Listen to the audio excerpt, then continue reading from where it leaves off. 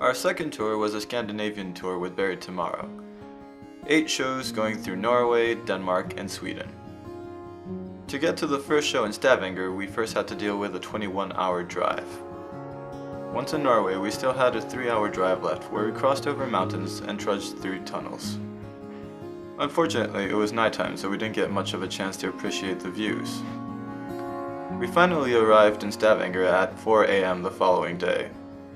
We were also abruptly woken up by a hailstorm at some point in the night, which was really frightening. In the morning, we got up and finally saw what Norway was about. Huge mountains, large scenes, and incredible landscapes.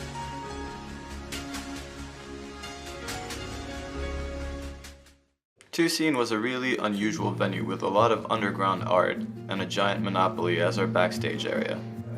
Once back at the venue, we met our tour manager, Scott, for the first time, as well as Andre, who organized the entire tour. They had informed us at the time that Irma Sullinger and Walking with Strangers, the other 2 bands on the tour, would not be making it to the show tonight. The first show went really well. People were jumping, screaming, and banging heads. This most certainly was an unexpected reaction for a place we had never been to before, especially so far from home, but it was definitely a killer way to start the tour. With a 21-hour drive, a 4-hour sleep, and a show behind us, it was needless to say that we were exhausted. Thankfully, we had our very first hotel room as a band booked for the night. We thus headed to the hotel where we had a few drinks and enjoyed a good night's sleep afterwards.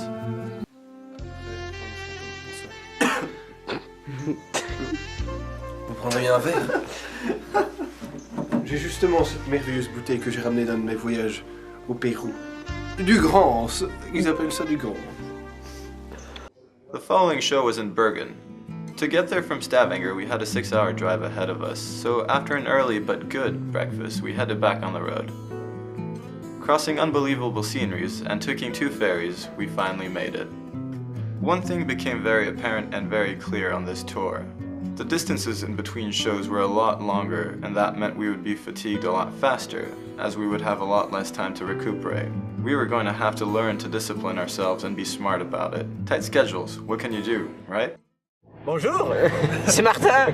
Aujourd'hui, je vais me faire arracher un poil.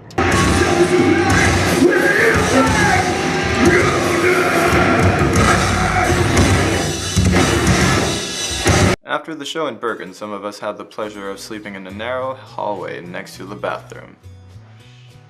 Quite a big contrast from the night before, and boy did we miss the comfort of a warm bed. We were up the next morning at 6 AM with another long drive in front of us. This time, though, the drive was 9 hours long. Our next destination was Oslo, and we had a very big challenge ahead of us. With not 1, but 2 mountains to cross and bad weather conditions, things were not going to be easy. A general concern had emerged the night before, actually, because the weather conditions were so bad that the path to get to Oslo was shut down. We weren't really sure at this point if the show in Oslo was actually going to happen or not. Obviously, because of this, tensions arose due to fatigue mostly, but also because of the uncertainty that we were faced with. Had we driven all the way for shows to be cancelled because of bad weather conditions? I guess we got lucky though, because we all got there and the show did go on.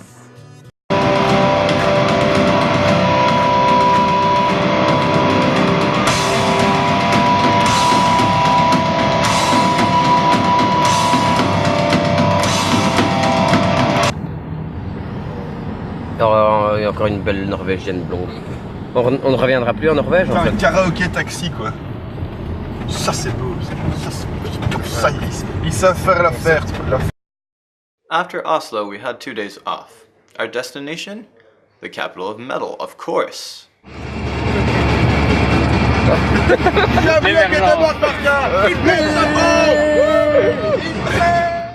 To Gothenburg we went. We relaxed, barbecued in the park, had a bunch of drinks, and most definitely enjoyed the scenery. In this case, I'm definitely not just talking about architecture or mountains, if you know what I mean. Sweden, you should be proud, and we most definitely approve. The second night, we drove over to the house of a friendly chap by the name of Marcus. It was a little awkward as he wasn't home when we arrived. He was nice enough to leave the back door open for us though, so like a bunch of thieves, we snuck in the back and allowed ourselves in. Thank you, by the way, to Marcus for having us over. We followed up the days off with 2 shows in Denmark. The first in Aarhus, and the second in Copenhagen. The shows went really well, and we just had a good time overall. Once again, the shows went well, and a good little party ensued after. Despite all this though, lack of sleep was definitely starting to creep up on us. Half of us slept in a hostel, the other half slept in the van. The morning after, we were pleasantly awoken with the realization that we had just been fined 500 krone. Not the best way to start our day. Regardless, we decided to keep our chins up and not let ourselves be discouraged. We had 3 more shows to go, and we were going to make them good. Linköping was definitely one of our favorite shows. People were going nuts, the energy was all there, and we just had a really good time. We got to meet a lot of awesome people and even signed a dude's chest. After the show in Linköping, we drove back to Gothenburg. A good sleep, a good breakfast, and some jacuzzi time was everything we needed to recover from the exhaustion. Having recuperated, we set off to the venue with hopes high and light hearts.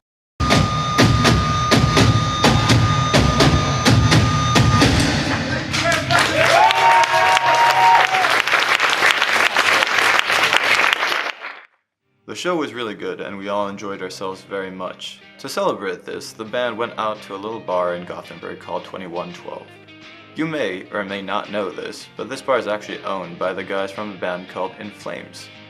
I'm not sure if you've heard of them before, but I hear they're quite big. Ben and Tony, having idolized them since their teen years, were hoping to at least catch one of them at the bar. And you know what? They definitely did. Yeah, sorry.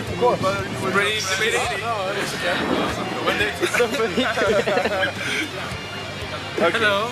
Hello. This is really strange. We are on tour and we didn't expect it to meet you guys. So. We actually dreamt about it, about meeting you in the streets. And this morning I was planning to go with them.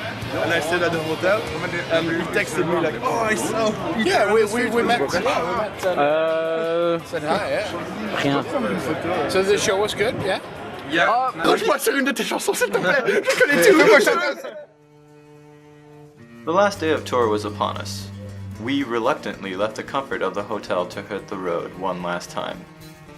This was it, and we were going to make sure we ended this on the best possible note.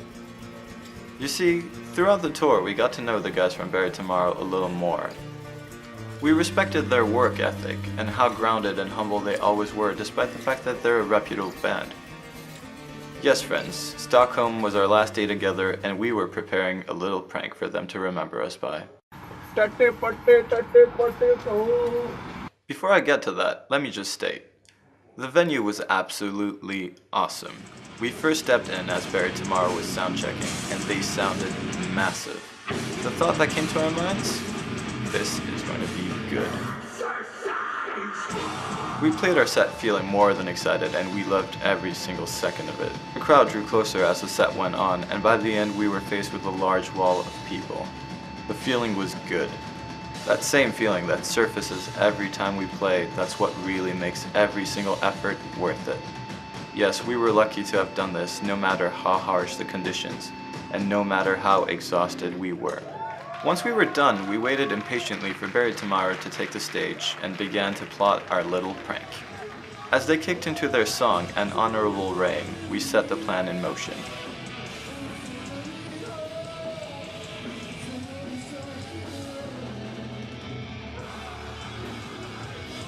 We enjoyed the rest of their set and watched them for the last time with a smirk on our face. Like I said, the feeling was good.